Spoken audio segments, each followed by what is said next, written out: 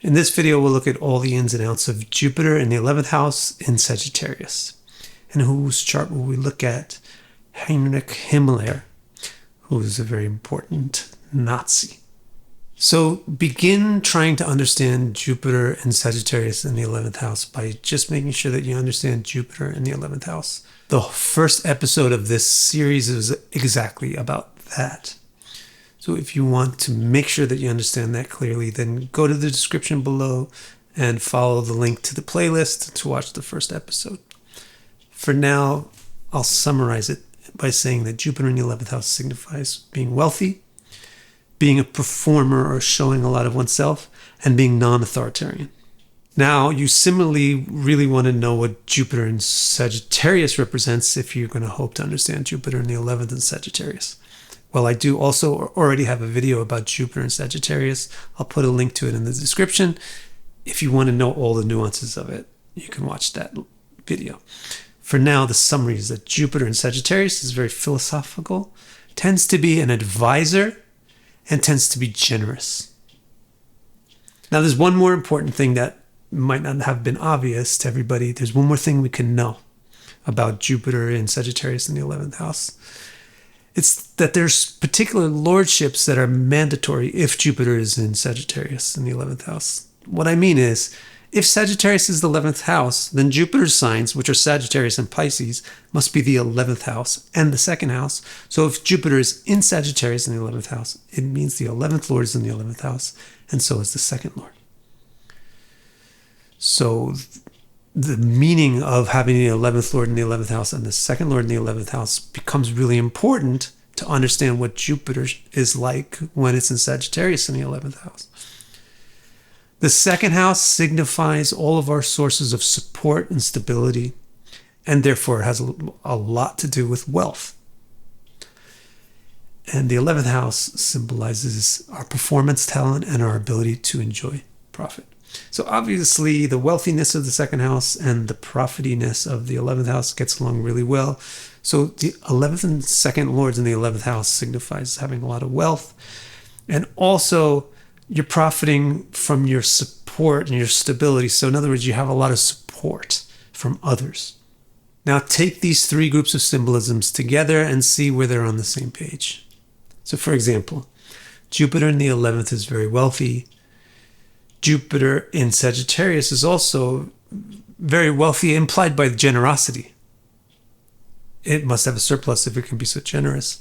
And especially the 11th and second lords in the 11th house is very wealthy.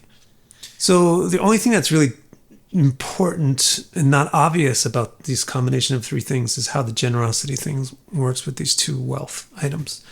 What we would say is that they have really big ambitions. How do we get that? It means they want to use wealth.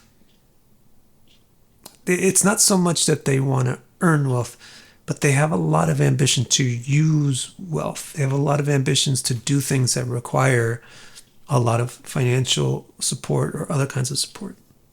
Also, Jupiter in the 11th was very good at performance.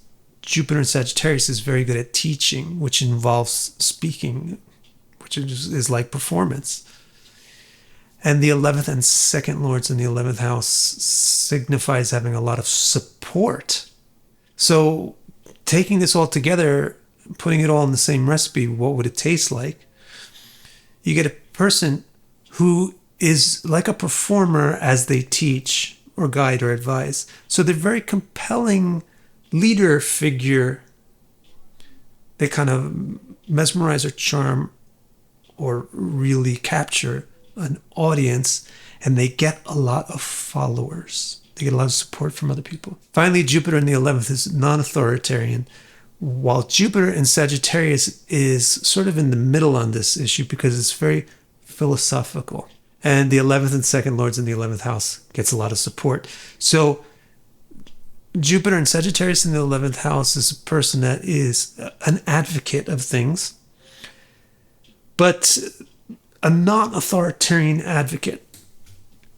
So they would be advocating things which are sort of not accepted by the mainstream or not accepted by normal culture. So maybe they're revolutionary, they're advocating revolutionary ideas, and they know how to do so in such a way that they get support from people. Like, in other words, they want support from people for their unique ideas. So this is the theory of what Jupiter in the 11th house in Sagittarius signifies. And this theory is like a seed. But the way that it will actually grow into something depends on how it's planted and how it's cared for and what kind of soil it's growing in. So, in other words, something like Jupiter in Sagittarius in the 11th house works within a whole chart, a bigger picture of the whole chart. So it's very important to look at a whole chart. That's why I want to bring in an example chart right now. And the example, as I mentioned, is Heinrich Himmler, who's a Nazi. I'm not saying that people who have set Jupiter and Sagittarius in the 11th house are Nazis, but I'm saying that this particular chart produced this particular man. Let's find out why. And how does Jupiter and Sagittarius in the 11th house contribute to this particular man? Well, big ambitions, right? You want to utilize resources. That's really exactly what he's doing. He doesn't really have ambition to be wealthy. He had ambition to like change Germany or make Germany the empire of the world. Needs a lot of resources, needs a lot of wealth for that. Compelling leader teacher, gets followers for his ability to entertain by sort of giving advice or guidance. That's exactly him. The role that he played in Nazi Germany was he was sort of the philosopher. And so also that puts a face on being a unique advocate, championing unique ideas. Don't forget, Nazi Germany was a revolution in Germany. Germans weren't Nazis. The Nazis were very countercultural and very weird in Germany, but it just caught on and it took over Germany. So these people like Heinrich Himmler, they were revolutionaries. But obviously, man, this guy is very extreme and extremely aggressive. If you have Jupiter and Sagittarius in the 11th house, I hope you're not scared that you're going to wind up like Heinrich Himmler. Or if you know somebody like this, I hope you're not doubting them, thinking they're probably a closet Nazi. They're not. It's really Himmler's chart that makes such an extreme, aggressive person. Jupiter and Sagittarius in the 11th house is just contributing to that or adding some different flavor to it. So let's look at his chart. So he's got a moon, right? That's all by itself. It doesn't have any planet in its sign with it, nor does it have any planet on the either sides. So that's called Kamadruma Yoga, which is a lonely moon, which is a very unsteady, unstable. In addition to that, and really important addition to that, it's in the Gandanta.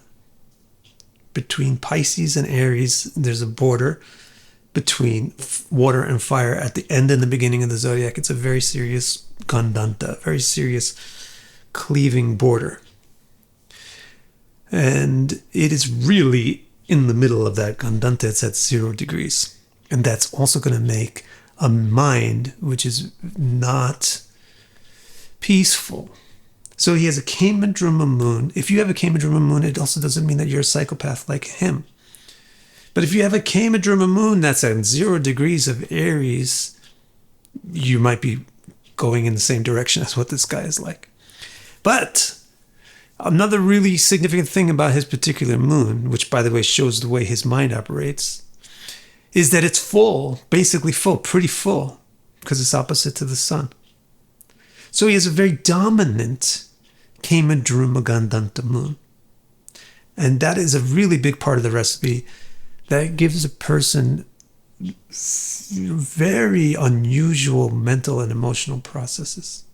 Furthermore, let's take a look at his Jupiter in the 11th house. It's not by itself, it's with Rahu. So this is really going to exacerbate the revolutionariness of it, the unconventionality of it. Furthermore, it's not just his moon that's at 0 degrees. His Mercury is also at 0 degrees. And those are not two random planets. Those two planets are very important for how your inner mechanisms work, because Mercury is your intellect, your rational mind, and the moon is your mind, your emotional mind. So for this guy, both his Mercury and his Moon are at 0 degrees. That means both his intellect and his emotions are very susceptible to doing unusual things. They're not really firmly rooted and established anywhere. Why so aggressive, though? It's because Mars is just dominating this chart, because it's got a huge aspect on the ascendant, and really other planets don't. Now, Heinrich Himmler is not a typical criminal or a typical deviant. He almost took over the world. He almost contributed to taking over the world. So you could say that he was very successful. Why was he so successful?